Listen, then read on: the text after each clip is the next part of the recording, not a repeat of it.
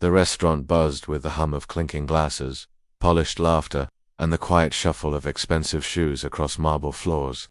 The chandelier sparkled overhead, casting golden light over a crowd of wealthy elites gathered to celebrate the anniversary of a powerful Chinese corporation's expansion into the West. At the far corner, near the shadows, stood a young black waiter named Darius. His uniform was crisp, his shoes shined, but behind his calm demeanor lay a storm of nerves. He balanced trays of champagne flutes, weaving through the crowd with a practiced grace, though his eyes betrayed the weight of years of hardship, struggle, and the unshakable feeling of invisibility. As he passed by a cluster of executives, he overheard snippets of conversation. Profits doubled this quarter. The Americans don't understand efficiency. We'll own the entire market soon. Their words flowed in Mandarin, fast and sharp, layered with arrogance. Darius's jaw tightened, but he said nothing. He had learned to stay quiet, to swallow the sting of humiliation when people assumed he couldn't understand. They never guessed the truth that he had spent years secretly studying the language after befriending an elderly Chinese immigrant in his neighborhood who taught him Mandarin as repayment for small kindnesses. At the center of the room, towering in both stature and reputation, was Mr. Liang, the billionaire himself. His suit was hand-stitched, his watch gleamed like a crown, and his laugh carried through the hall like a thunderclap. He thrived on attention, every word measured to remind others of his power. When his gaze swept across the room and landed on Darius, something mischievous sparked in his eyes. "Bring me another glass," Mr. Liang said, his accent thick but commanding. Darius bowed slightly, placing a flute into the billionaire's hand. For a moment he thought the interaction was over, but then the tycoon turned to his circle of guests, lowered his voice just enough to feign secrecy, and unleashed a string of Mandarin words that sliced through the air. "This boy," Mr. Liang sneered in his native tongue, pointing subtly at Darius, "looks like he barely knows how to hold a tray. Probably thinks fried chicken is fine dining." His entourage burst into laughter, covering their mouths with delicate fingers, their amusement sharp and cruel. The words weren't meant for Darius to understand. They never were. Darius froze. His chest tightened. His breath caught. Every muscle screamed at him to lash out, to demand respect, but he stood still, his hand gripping the tray so hard his knuckles whitened. The room tilted slightly, the humiliation echoing louder than the laughter itself. For years he had endured moments like this, casual racism disguised as jokes, mockery hidden behind languages others assumed were barriers. But this time, something deep inside him stirred. He looked at Mr. Liang, his eyes steady, unblinking, and then, in clear, precise Mandarin, he replied, 先生，侮辱别人并不会让您更高贵. His voice cut through the laughter, calm but unshakably firm. The words meant, "Sir, insulting others does not make you more noble." The room fell silent. Glasses paused mid-air, the laughter choked into stunned gasps. Mr. Liang blinked, caught off guard, his smirk faltering.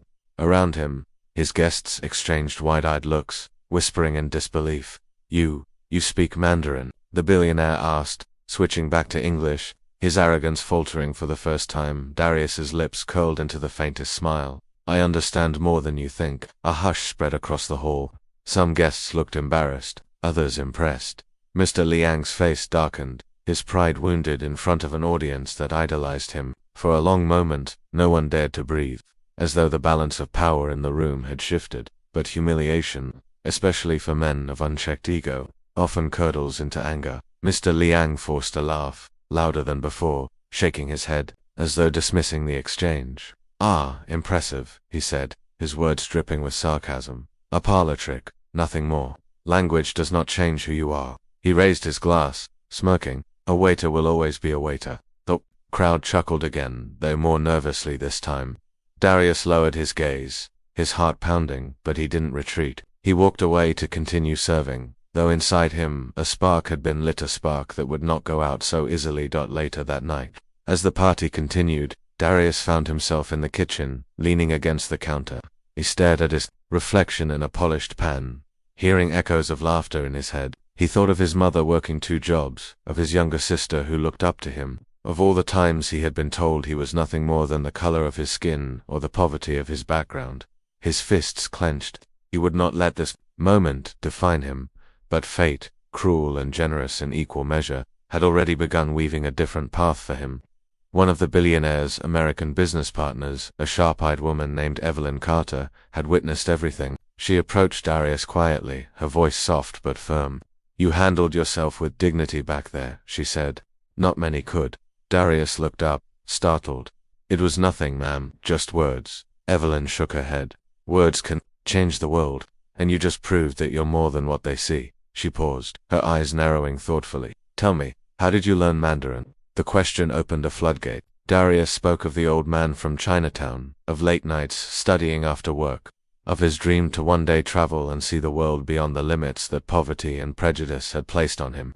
Evelyn listened intently, her expression unreadable. When he finished, she gave a small, approving nod. "Keep holding your head high," she whispered. "People like Liang, they're not as untouchable as they think." With that, she slipped back into the crowd, leaving Darius standing in the kitchen, his mind racing. He didn't know it yet, but this small encounter, born of mockery and humiliation, would set in motion events that would test his strength, push him to the edge, and ultimately force the world to see him for who he truly was. And as the night wound down, the sound of laughter still echoing faintly from the hall, Darius whispered to himself, a promise more than a prayer: "They'll remember my name one day." The next morning he woke to a different reality. His phone buzzed with messages, friends, co-workers, even strangers, sending him links to a viral video. Someone had recorded the exchange between him and the billionaire, and overnight it had spread across social media. Millions had watched the quiet dignity of a waiter standing up to power in flawless Mandarin. The internet was ablaze with debates, praise, and outrage. At the restaurant, his manager pulled him aside. "Do you have any idea what you've done?" he hissed. "The owner is furious. Mr. Liang is threatening to pull his investments. You might have just cost us everything." Darius felt his stomach twist. "So I should have just let him humiliate me." The manager's eyes darted nervously. Sometimes that's the price of survival. But survival, Darius realized, was no longer enough. Outside, news vans were already circling. Reporters shouted his name, microphones extended like weapons and lifelines both. Some hailed him as a hero, others accused him of disrespecting a global figure. The pressure mounted with each passing hour, but beneath it all, Darius felt a strange calm. He hadn't planned for this, hadn't sought it, but maybe, just maybe it was the beginning of something larger, and deep in the gleaming skyscraper that housed his empire. Mr. Liang watched the viral video with a storm brewing in his chest. "No one humiliates me," he growled to himself. "No one." What began as a simple exchange between a billionaire and a waiter was about to ignite a fire that would burn through boardrooms, across borders, and into the heart of a struggle, far greater than either of them could have imagined. The video spread faster than wildfire. Within hours it had crossed oceans, translated into subtitles across Europe, Africa, and Asia. On Twitter, hashtags swirled, hashtag the waiter speaks, hashtag respect in Mandarin, hashtag Darius vs Liang. Some mocked, others applauded, but the world was suddenly watching a man who only yesterday was invisible. Darius sat in his tiny apartment, the glow of his cracked phone screen reflecting in his tired eyes. His younger sister Naomi bounced on the worn couch beside him, wide-eyed and proud. "Darius, you're famous. Look, people are calling you a hero," she squealed, holding up another clip where a commentator praised his composure. He managed a small smile, but inside his chest churned with dread. Fame was a double-edged sword. His mother shuffled in from the kitchen, her hands still dusted with flour from kneading dough for the small catering jobs she took on weekends. She placed a hand on his shoulder, her voice steady but weary. "Son, attention like this, it can bring trouble as well as blessing. Be careful." Darius nodded, but his heart thudded. Trouble had already arrived. The next day at the restaurant, tension hung like smoke. Co-workers who once ignored him now whispered behind his back, their voices sharp with jealousy or fear. His manager cornered him near the freezer, his face pale, and lips tight. "Do you realize what you've done? Mr. Liang is threatening to sue. Investors are calling me non-stop. You've dragged us into a storm we can't survive." "I didn't drag anyone," Darius replied quietly. "I stood up, for myself." The manager's nostrils flared. "You think that matters? You're a nobody, Darius, a waiter. Do you really believe the world will choose you over a billionaire?" But outside, the opposite seemed true. Protesters began appearing, small at first, then growing. College students carried signs demanding respect for service workers. Social justice activists spread his story as a symbol of dignity in the face of arrogance. Yet with every cheer came a jeer. Online trolls filled his inbox with threats. accusing him of disrespecting Asian culture, of being ungrateful, of playing the victim. Darius felt the walls closing in. At night, he lay awake, staring at the ceiling of the apartment, listening to Naomi's soft breathing as she slept beside him in the cramped room they shared. His mother worked late shifts to cover rent, and every day he wondered if this sudden blaze of attention would ruin them instead of lifting them. Meanwhile, in a high-rise office overlooking Shanghai, Mr. Liang slammed his fist on a mahogany desk. "Find everything about him," he barked at his assistant. "His past, his family, his weaknesses. If he thinks he can embarrass me, I'll show him what true humiliation feels like." His voice dripped venom, his pride more fragile than the empire he built, but cracks were already forming in that empire. Some shareholders whispered that Liang's arrogance had gone too far. Evelyn Carter, the American partner who had spoken to Darius, raised concerns during meetings. "This isn't about profit anymore," she said sharply. "It's about human dignity. If Liang can't see that, maybe he's not fit to lead global expansion." Her words didn't fall on deaf ears. A board member quietly reached out to Darius through email, disguised under anonymity. "We've seen your courage. Keep standing firm. Change is coming." Darius stared at the message, his pulse racing. Was this real? Could he, a poor waiter from the projects, really rattle the cage of billionaires? Yet before hope could take root, disaster struck. He arrived at work one morning to find his locker emptied, his uniform gone. The manager avoided his eyes. "You're fired," the man muttered. "Orders from the top. Don't make this harder than it already is." The words slammed into Darius like a hammer. Fired. Just like that. Rent, food, Naomi's school fees all hanging by a thread. He stumbled out of the restaurant, his world spinning. Reporters swarmed him, cameras flashing, voices shouting. "How do you feel about losing your job? Will you apologize to Mr. Liang? Do you regret speaking out?"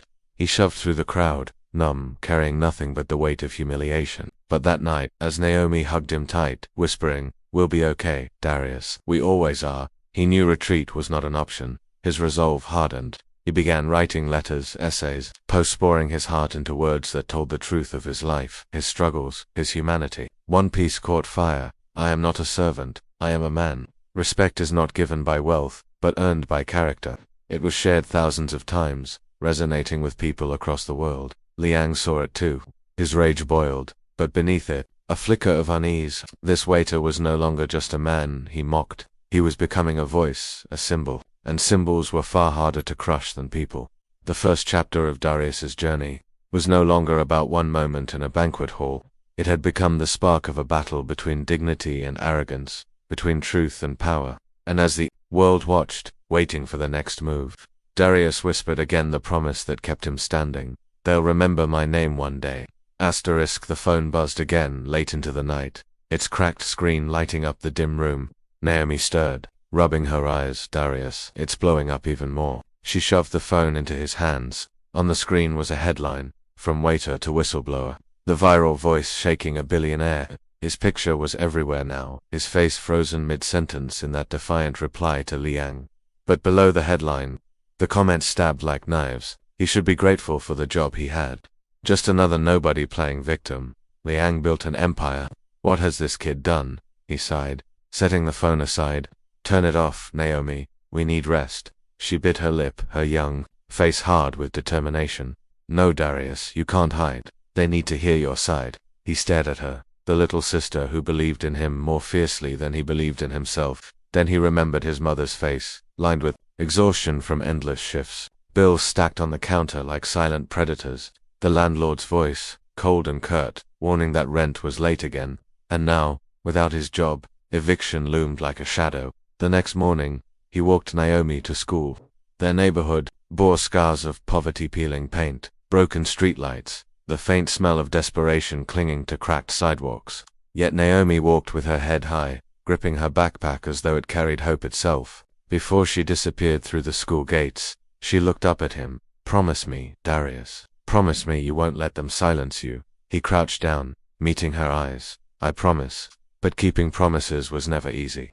When he returned home, an envelope was taped to their door. Inside, an eviction notice. 30 days to vacate. His heart sank, his hands trembling as he read the words. He had no job, no savings beyond a few crumpled bills, and 2 people depending on him. For the first time, the weight felt unbearable. That night, Evelyn Carter called. Her voice was calm, steady, like an anchor in a storm. I saw the eviction notice in the reports. Liang's people leaked it. He's trying to crush you through shame. Darius's chest tightened. How do you even know that? I have eyes everywhere, she said simply, and ears. Listen, you need to fight back differently. Do your first interview. Speak directly to the people who believe in you. The world wants to hear your voice. He hesitated. Cameras terrified him. Crowds terrified him. He wasn't built for speeches. He was built for survival. What if I make it worse? Evelyn's tone sharpened. Silence is worse. Liang thrives on silence. Don't give it to him. The next day he sat in a small studio, sweat beading his forehead under the hot lights. A reporter smiled politely across from him, but Darius could see the hunger in her eyes, the hunger for a story. Darius, she began, you've become the center of a global debate. Some call you a hero. Others say you disrespected a cultural icon. What do you say to them? His throat tightened. Millions could be watching. His mother, Naomi, strangers across oceans. He swallowed hard. I didn't disrespect anyone. I defended myself. Respect isn't about money or status. It's about seeing each other as human. The reporter leaned in. And what about Mr. Liang? Do you regret what you said? The room grew hotter. Cameras clicked. He closed his eyes for a moment, remembering the sting of Liang's laughter, the silence that followed his reply, the way his dignity had stood taller than any suit or chandelier. He opened his eyes, voice steady now. No, he said, I don't regret it. The words hung heavy in the air, daring the world to challenge him.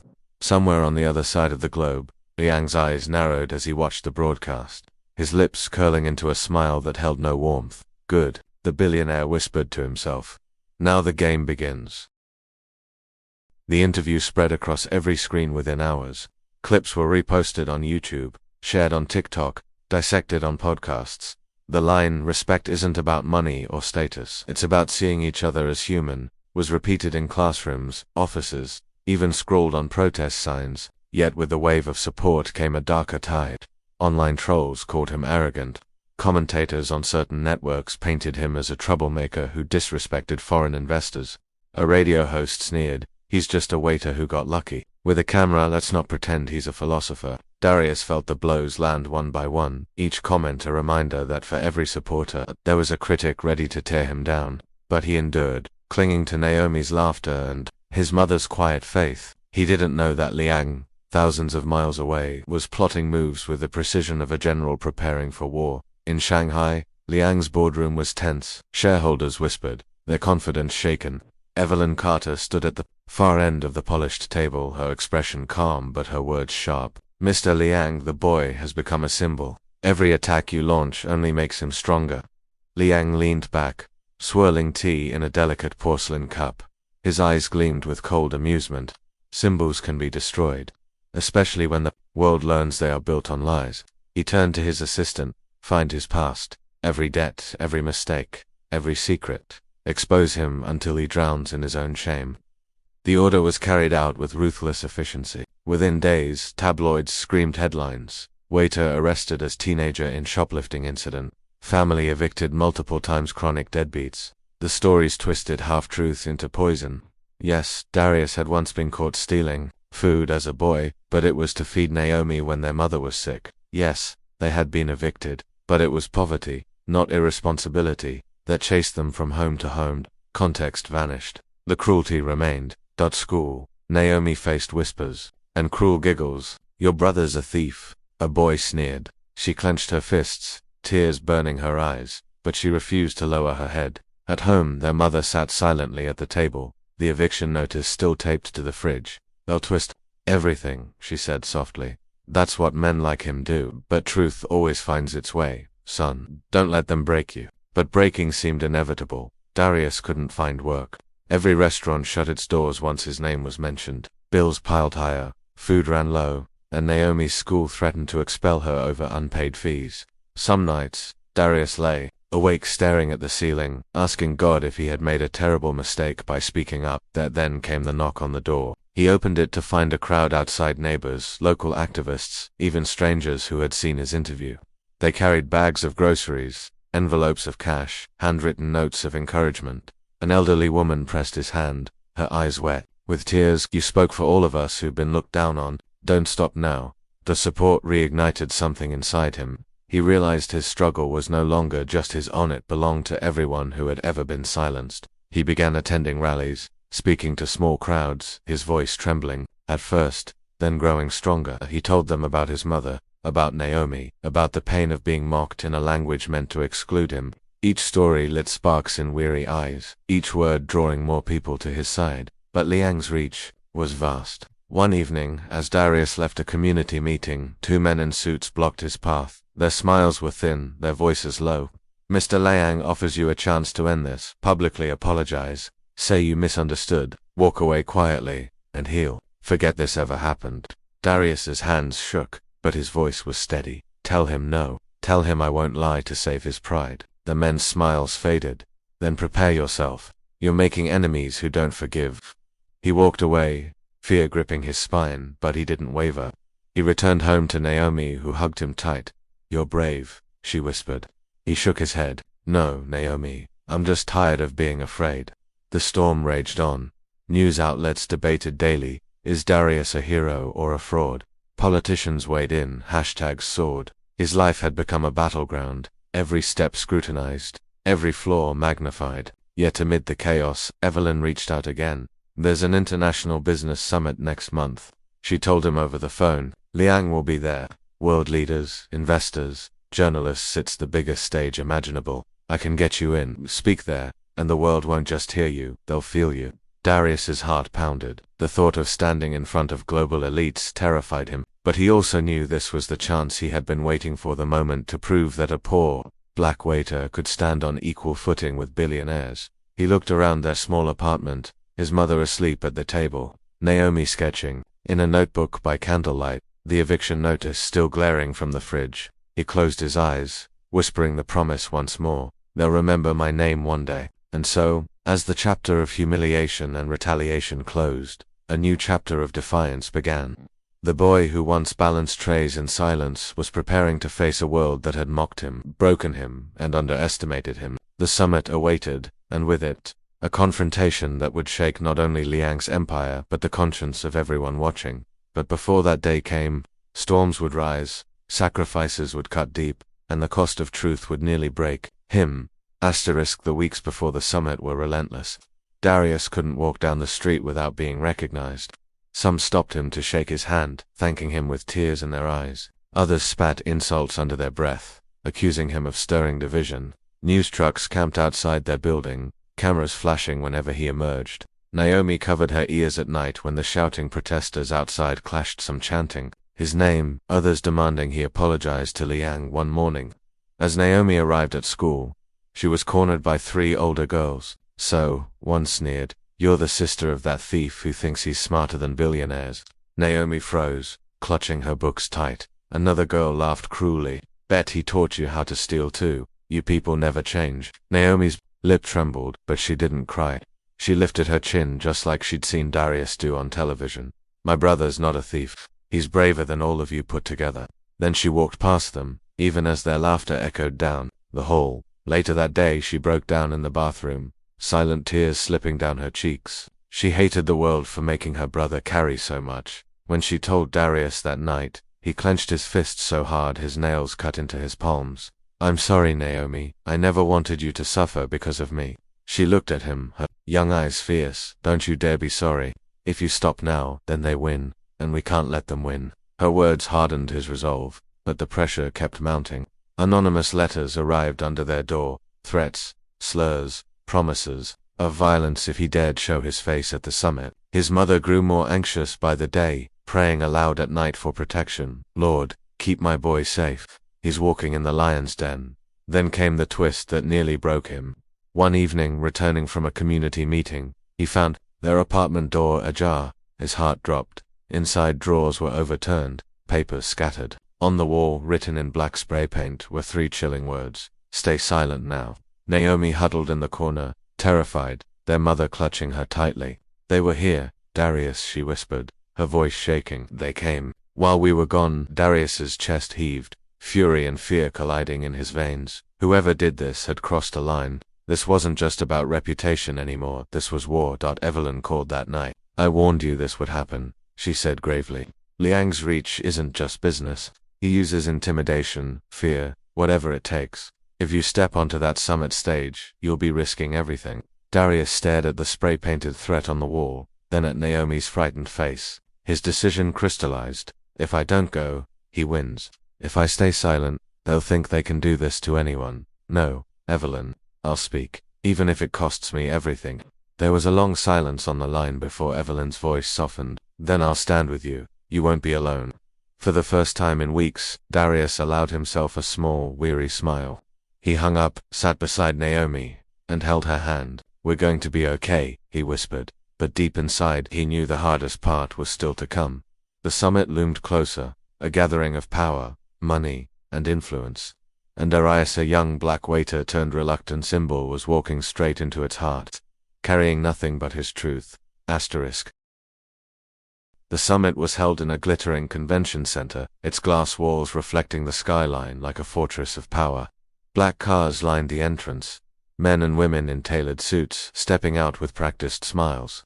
Cameras flashed, journalists shouted questions, and security guards stood like statues at every corner. When Darius arrived, dressed in a borrowed suit that hung a little loose on his frame, whispers rippled through the crowd. Some recognized him instantly, nudging each other, pointing. Others scoffed, muttering, "What's a waiter doing here?" Inside the hall was a cathedral of wealth. Chandeliers dripped crystals. Translation headsets buzzed in multiple languages, and the air smelled faintly of polished wood and imported flowers. On the main stage, banners announced the theme, Building Bridges, Global Business for a New Era. Mr. Liang stood near the front, surrounded by dignitaries and investors. His posture was regal, his smirk sharpened like a blade. When his eyes landed on Darius entering the hall, his smile widened with predatory satisfaction. "Well, well," he murmured to an aide in Mandarin. The boy came to the slaughter. Darius felt the weight of those eyes but didn't flinch. He walked to his assigned seat near the back, Evelyn guiding him with a hand on his shoulder. "Remember," she whispered, "you don't need to sound like them, you need to sound like you." The speeches began.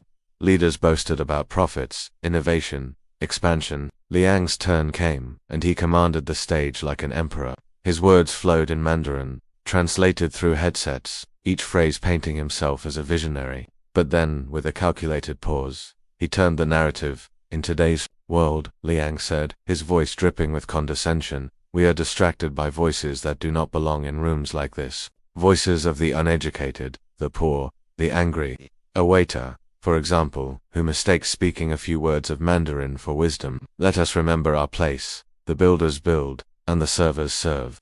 Laughter rippled through sections of the crowd. Cameras swung toward Darius, capturing his face as whispers spread like wildfire. Naomi's words echoed in his mind. "Don't you dare be sorry." He stood slowly, his hands trembling, but his eyes locked on Liang. "May I respond?" His voice carried farther than he expected. The room fell silent. The moderator hesitated, glancing at Liang, who smirked. "Let the boy embarrass himself," Liang said. The microphone was passed to Darius. His palms were slick with sweat as he stepped into the aisle.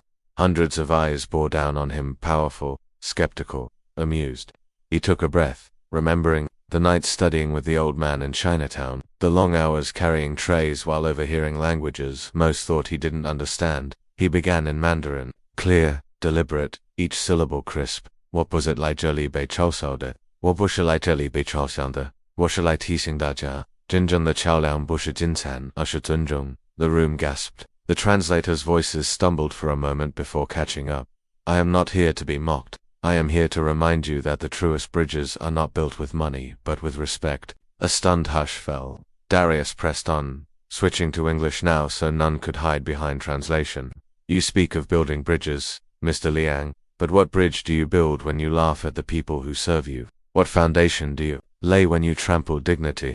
If you believe a man's worth is measured only by his wealth, then you've already failed to understand the future." Murmurs swept the hall. Some nodded in agreement, others shook their heads, but no one looked away. Liang's face darkened, his smirk gone. He leaned forward, his voice low and sharp. "Do you dare lecture me in front of the world?" Darius met his glare without flinching. "I don't lecture, I speak truth. And truth doesn't bow to money." For a long, electrified moment, no one moved. Cameras zoomed in, broadcasting the standoff across the globe. Evelyn watched from the sidelines, Her lips curved into the faintest smile. Then, slowly, applause began. It was hesitant at first, one delegate, then another, but soon it spread like a wave, filling the hall with the sound of rising support. Liang's jaw clenched, his knuckles white against the armrest of his chair. But applause was not victory, not yet, because just as Darius lowered the microphone, Liang stood and spoke again, his voice icy calm. "You speak well," he said, "but words are cheap. Tell me, boy, what have you built? What have you earned? Show us something beyond clever phrases, or the world will remember you as nothing more than a waiter who dared to dream too high." The challenge hung in the air, heavier than stone. The applause faded. All eyes turned to Darius, waiting, his breath caught. He had no company, no inventions, no riches to parade, only his story, his dignity, his truth. And in that moment he realized Liang wasn't just mocking him, he was daring him to crumble in front of the entire world. Darius lifted the microphone again, his voice steady despite the storm inside him, and then Darius lifted the microphone again. His hand was trembling, but his voice carried steady, like a river that had found its path. "You ask what I have built," he said. "I'll tell you. I have built strength out of struggle. I have built dignity out of humiliation. I have built a family that refuses to give up, even when the world tells us we don't belong. I may not own skyscrapers or empires, but every day I have built bridges between languages, between cultures, between hearts, bridges that money can't buy, and power can't destroy." Gasps spread through the hall. Some delegates leaned forward, riveted. Others exchanged looks, whispering furiously. The translators' voices cracked as they rushed to keep up. Darius's eyes moved across the audience. He saw faces softening, eyes widening, not all, but enough. Enough to know his words were landing.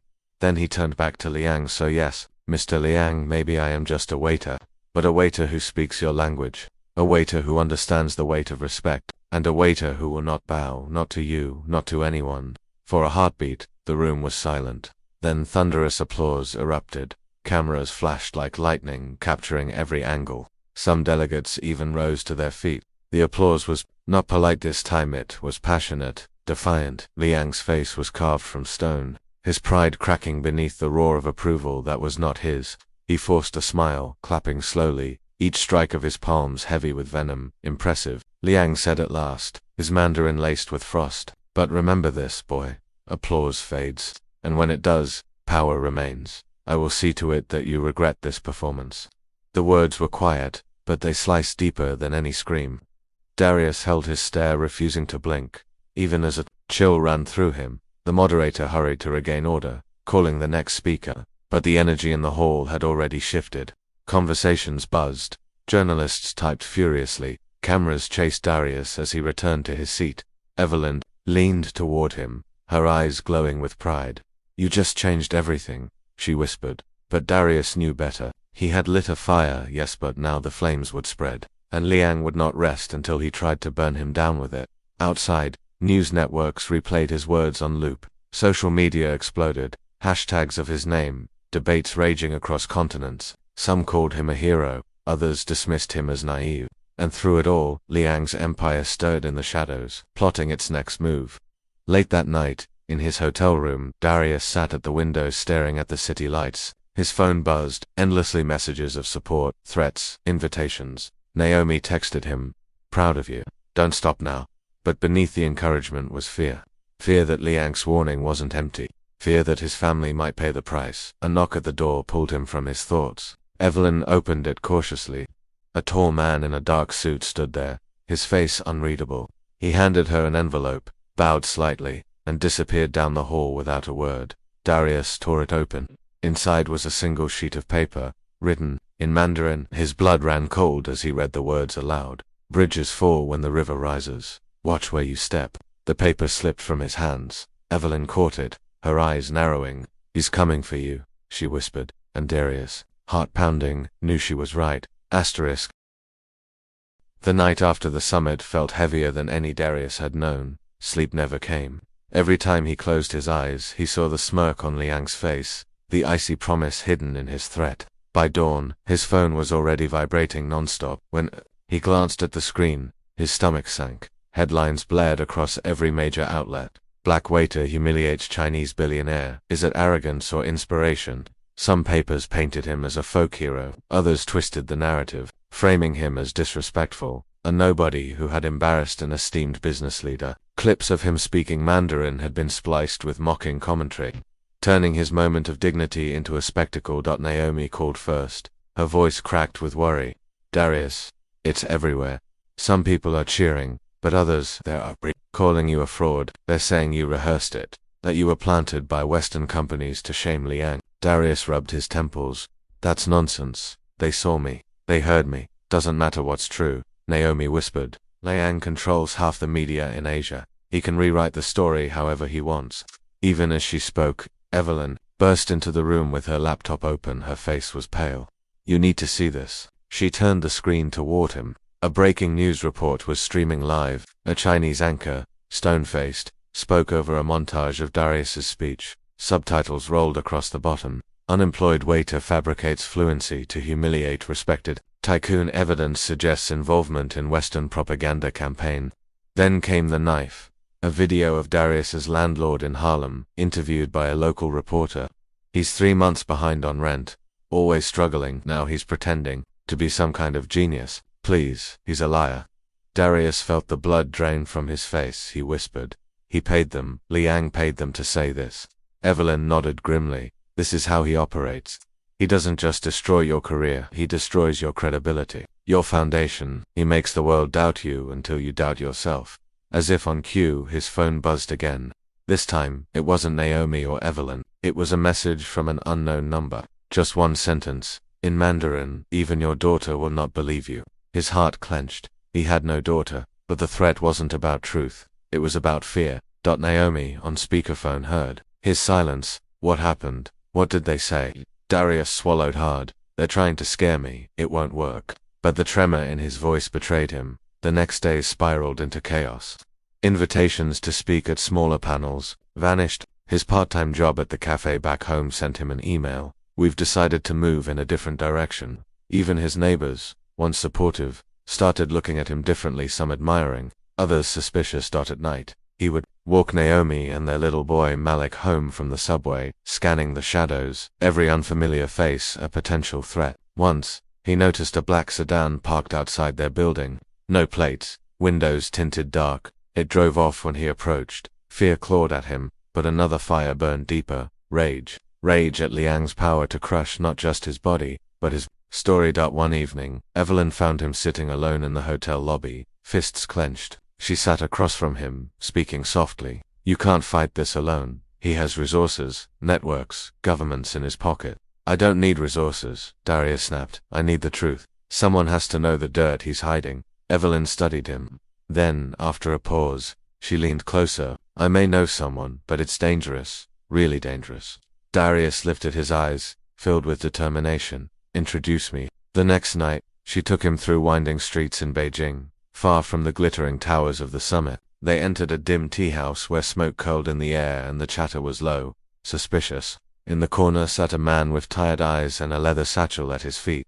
This is Chen Wei, Evelyn said. He used to work for Liang, now he runs. Chen studied Darius in silence for a long moment before speaking in clipped Mandarin. You stood against him. That makes you brave, or foolish. I don't care what you call it, Darius replied. In Mandarin, his accent crisp, his tone steady. I need the truth, whatever you know. Chen's eyes widened, slightly surprised, flickering at hearing his own language so fluently from this man. He leaned forward. The truth is dangerous. Liang builds empires not with money, but with secrets. I kept them for him once. If I speak, I die, then why meet me? Darius asked. Chen glanced at Evelyn, then back at Darius. Because I saw you humiliate him. For once, someone cracked his mask, and I am tired of running. From his satchel, Chen pulled a folder thick with documents. He slid it across the table. These are contracts, bank transfers, proof of bribes to politicians, media, even police. Liang's empire is rotten, but if you reveal it, be ready, he will try to erase you.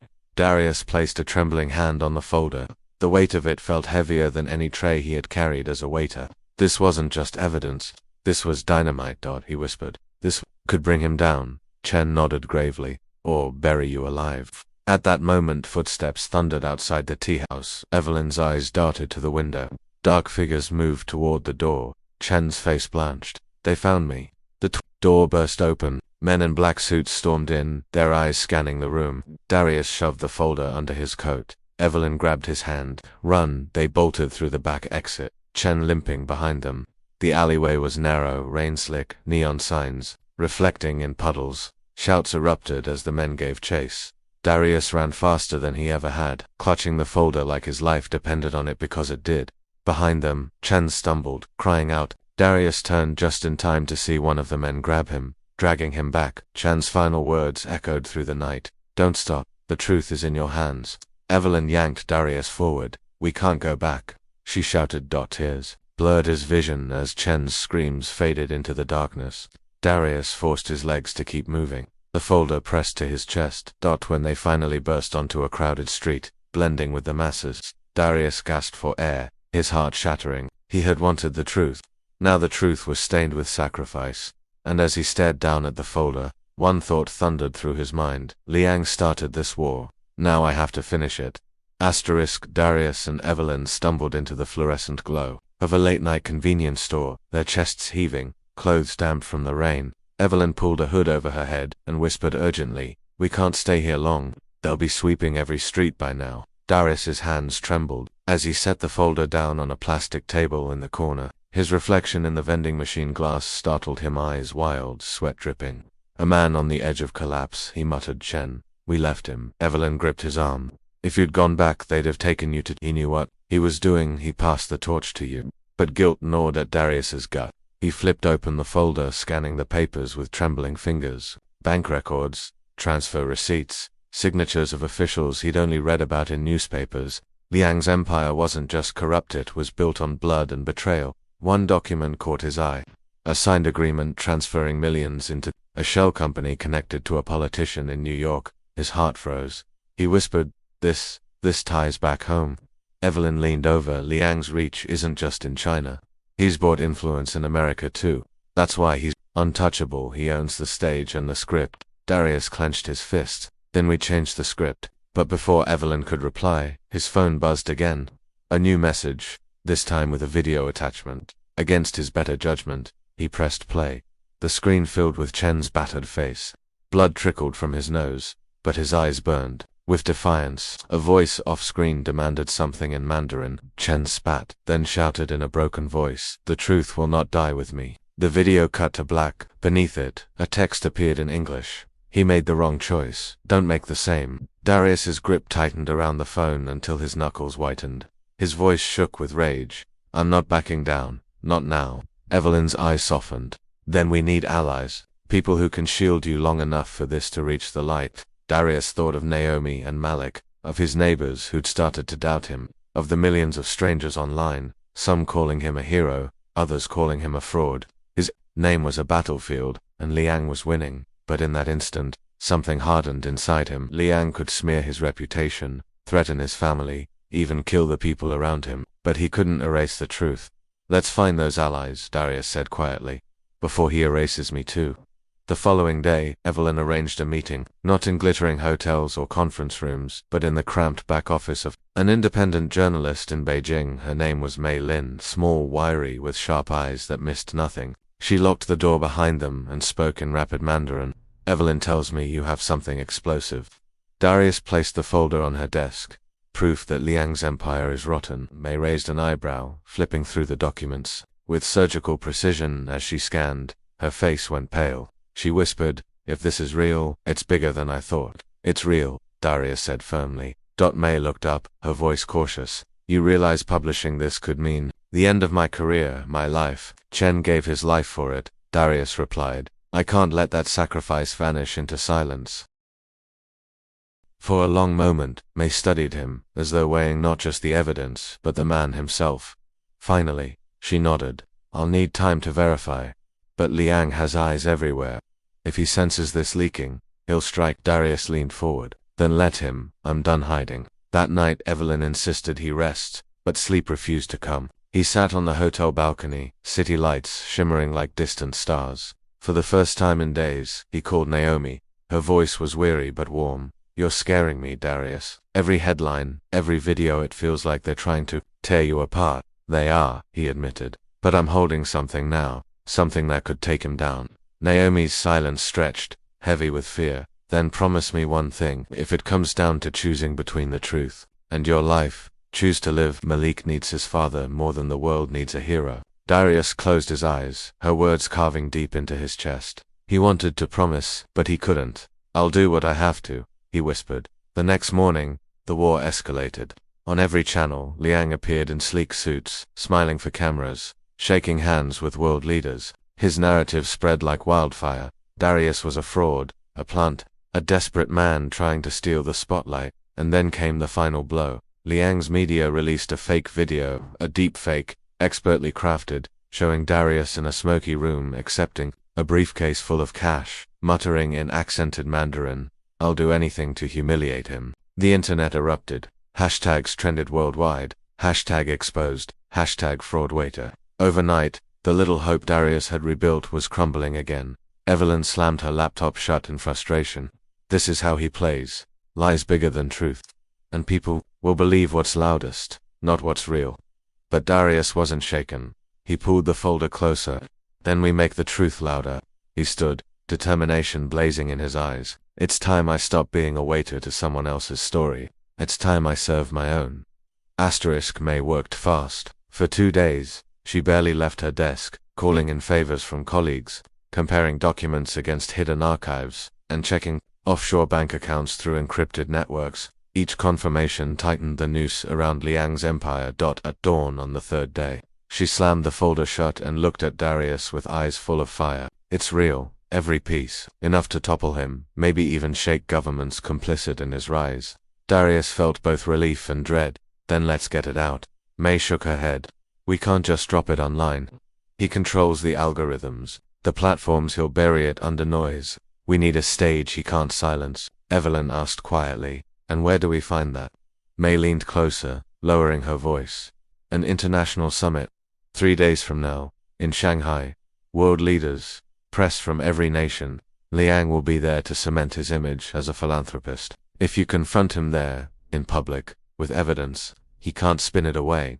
The thought made Darius's stomach knot. A room full of cameras, guards, and the man who'd already tried to kill him. But deep inside, he knew it was the only way. I'll do it, he said firmly. The night before the summit, Darius called Naomi again. He could hear Malik in the background, laughing at cartoons. For a moment, the sound almost undid him. Naomi whispered, "Promise me you'll come home." "I will," Darius said, though his voice cracked with the weight of doubt. "But first, I need to finish this." Naomi was silent for a long moment. Then she said softly, "Then finish it fast. We'll be waiting."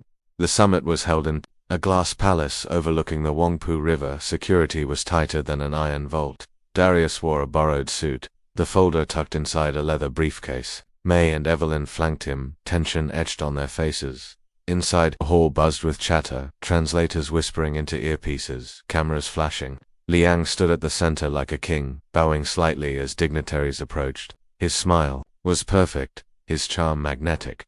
When his gaze fell on Darius, his smile didn't falter, but his eyes turned cold as steel. Liang approached with deliberate calm, stopping just close enough for microphones to catch. "You came," he said smoothly, switching to English. "The little waiter who thinks he can bite the hand that feeds." Darius's jaw clenched, but he kept his voice steady. "I'm not your waiter, and the world deserves to know who you really are." The crowd hushed, sensing tension. Cameras turned. Reporters leaned in. Liang's chuckle rippled through the hall. "And what do you have? More words, more fantasy." Darius opened the briefcase and pulled out the folder. His voice rang out, trembling but loud enough to echo. "Not fantasies. Proof. Every theft, every bribe, every life you've crushed to build your empire. It's all here." Gasps spread like wildfire. Photographers surged forward, flashes strobing. Journalists shouted questions. For the first time, Liang's mask cracked. His eyes narrowed, venom seeping through his smile. He muttered in Mandarin, low but audible, "You don't know what you've unleashed." And then chaos erupted. Security guards rushed forward, half to protect Liang, half to seize Darius.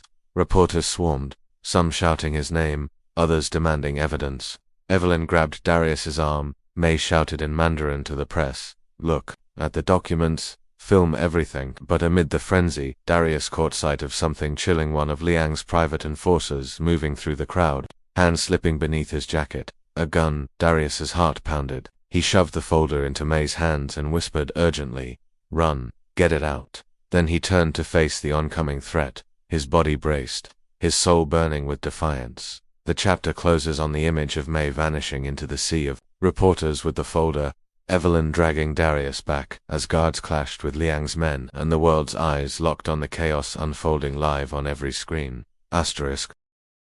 The summit hall dissolved into chaos. Reporters screamed, security clashed, and cameras streamed every second live to the world. Liang barked orders in Mandarin, his polished mask gone, replaced with raw fury. The enforcer's hand closed around the pistol until Evelyn slammed into him from the side, knocking the weapon skittering across the marble floor. Gasps and screams erupted. Guards pinned the man, cameras catching every second. May held the folder high, shouting, "Look, look, at the evidence." She opened it, tossing pages into the air. Documents scattered like snow and lenses zoomed in, capturing bribes, accounts, shell companies, all undeniable. Liang roared, lunging for her, but Darius stepped between them. For a moment, Billionaire and WAITER stood face to face, history of humiliation burning between them. "You think you're untouchable," Darius said, his voice steady. "But the truth speaks louder than money."